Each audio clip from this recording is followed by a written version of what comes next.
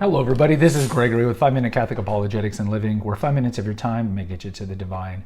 Today, we're going to talk about the beauty of the church, of the sacred space, and juxtapose that with a typical Protestant church. Now, before we begin, let's start with a prayer. Nomine Patris et Filii et Spiritus Sancti. Amen. Gloria Patri et Filii et Spiritui Sancto, secutor in principio et nunc et semper, et in saecula saeculorum. Amen. All right, so I think as Catholics, we sometimes take for granted our church, especially if our church is not maybe the most historically beautiful church. I do have that 6 or 7 part series of liturgical abuses that drive me crazy, where I kind of lament on post-Vatican II church architecture and some of the modernist trends and infiltrations that you see in a lot of these churches. But as a whole, a Catholic church, and you could say an Orthodox church too as well, is very unique in a lot of ways compared to the typical non-denominational evangelical church. In that if a parish runs the parish well and the church well, the church is only used for sacred ceremonies, in particular, of course, the dispensation or dispensing of sacraments, namely in the form of Mass, but also baptisms and confirmations, and if you look at the cathedral, holy orders, and certainly the requiem, your funeral mass, and all these things. And there's a certain beauty from that, a timelessness that we kind of forget. So like if you ever go to an old church in Europe or Latin America, or even where I go to church for my daily mass, I go maybe 3 times a week. It's a church that's been in existence, not the current form of it, which I think was built like in 19 something, but since 1845, and that's old for Texas because Texas became a state in 1845. But on some level, that's been sacred space, a Catholic sacred space since 1845.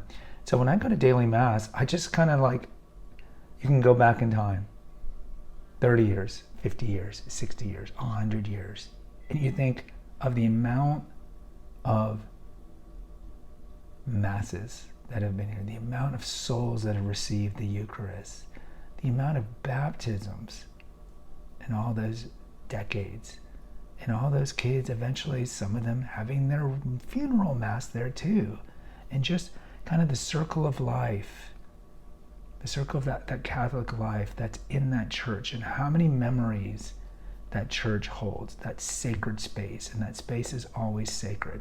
And I think we lose that if we're in a church that's maybe more modern looking, or a church that was built in the suburbs in 1982 and looks like a teepee like the one in Plano, Texas that I visit. You don't really feel that, but you certainly feel it in the old historic churches, but maybe in your own church. But I think that's a good perspective to have. And I think, excuse me, and I think sometimes we can lose this concept of the sacred space. Like, for example, we talked about how some Catholics now want to get married on the beach and the barn and all that. And I think they kind of lose that point. It's like, no, you want to get the sacrament, the graces that come from the sacrament of matrimony, but why wouldn't you want to get married in a sacred space that's been ordained as a sacred space and is only used as a sacred space? It's like a priest being like, you know what, I want to get my holy orders, I want to become a priest, but can we do it at the carnival on the Ferris wheel? I mean, again, there's a sense of the sacred space. And as Catholics, we're so fortunate to have this sacred space. And I think there are times where pastors sully that sacred space by allowing presentations to be done there. I've been to parishes which have the slide projectors that roll down, and they'll show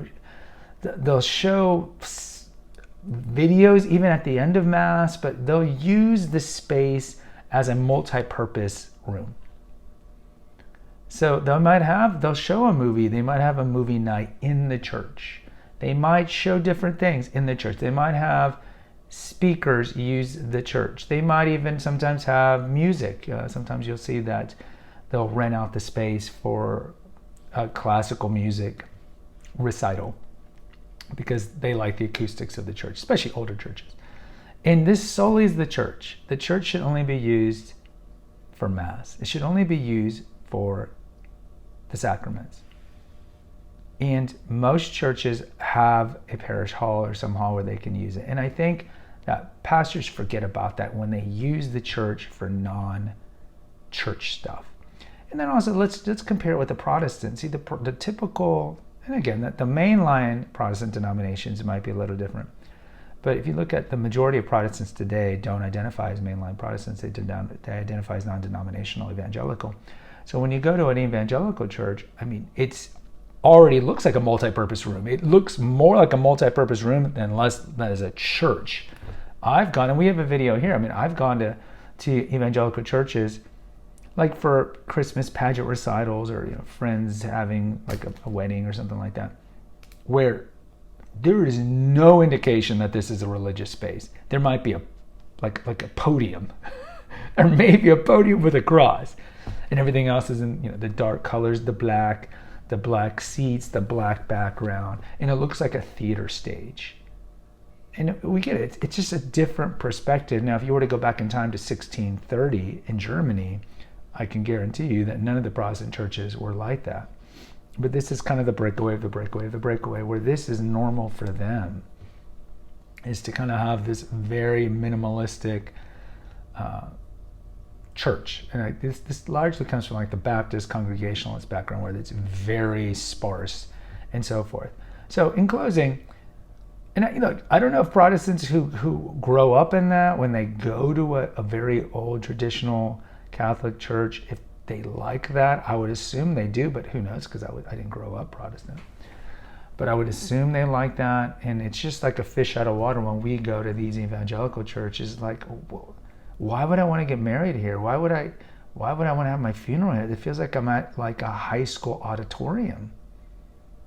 But either way, the next time you're at your church, especially if you go to an old church, just remember the timelessness of the Catholic faith, how many people have been there, grown up there, received their sacraments there, and it's a sacred space and will always be a sacred space. And let's just pray for all pastors that they only use it for sacred stuff. Guys, post in the comments. I'd love to hear from you. Hit the notification, subscribe, and share button. Until next time, take care. God bless and pray.